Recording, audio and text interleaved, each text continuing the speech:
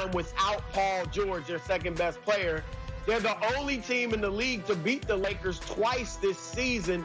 They've got two of the best three perimeter defenders in the league in Paul George and Kawhi Leonard to match up with LeBron, which is a problem for the Lakers because if they can keep LeBron from taking over in the fourth quarter, is Anthony Davis going to be able to take over in the fourth? We haven't seen that all season from Anthony Davis. Finally, the Lakers lost their biggest advantage over the Clippers. They were going to have 7 home games in a playoff series with the Clippers. Now, they've got none. Nick, can I tell you the most underreported story in all of sports media is the Bucks point differential and margin of victory? And I know Dusty's going to be mad because they're slightly different.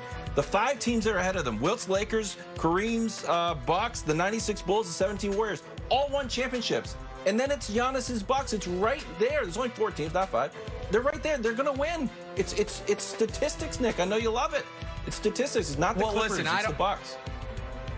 I don't know that the Bucks are going to win the title, but I do believe they're going to be in the finals. The numbers are overwhelming, and I do think the Bucks are the Lakers' biggest hurdle. I also think the Rockets could present a bigger problem to the Lakers than the Clippers do because of the backcourt of Harden and Westbrook and because of the variance added by threes.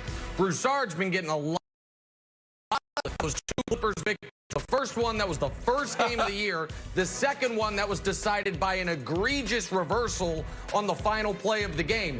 But as far as our hurdle for the Lakers, we're like talking about the biggest hurdle for a shot putter. It might be difficult, but it doesn't matter if you're not running that race. The Lakers aren't going to have to face the Clippers because the Clippers ain't making it to the conference finals. So whether they be a hurdle or not, it's not going to come into play here. So I'm not that concerned with it, Jenna.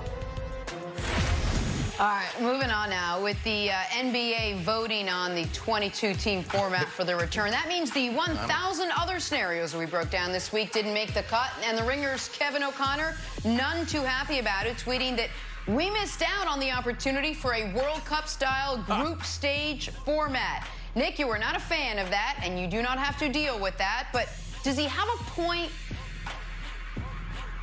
No. And listen, let me say this. And I don't say this lightly, adore Kevin O'Connor. I know him personally. I talked to him on the phone just the other day. So, Kevin, I say this with all due respect. You're out of your bleeping mind, bro. If you the group stage, there's a time and place for it. It's international tournaments where teams didn't play in the same league over the regular season, and you have to have it.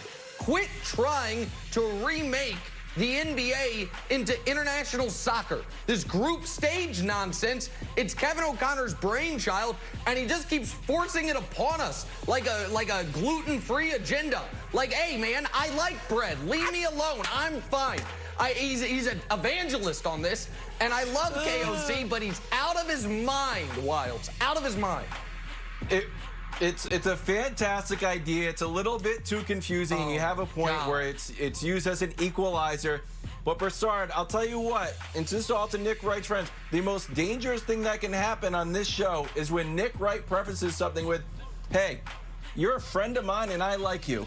But, and then here comes the hammer. It's very dangerous. You do not want to be friends. You don't want to be friends with Nick Wright, Broussard. I'm with Nick. This is ridiculous. I didn't want to see a group stage. I'm not even going to go too long on it. I'm just glad they are not doing it. That is utterly ridiculous. I also agree with Nick that gluten-free is overrated. On to the Rockets now, where a recent NBA.com column said it's ring or bust for James Harden. Nick, what's the narrative if Harden doesn't win a title? Well, the reason I disagree with this is because if they make the finals and lose, it is a great step in that direction. The narrative, if he does win the title, is James Harden's one of the 20 greatest players of all time.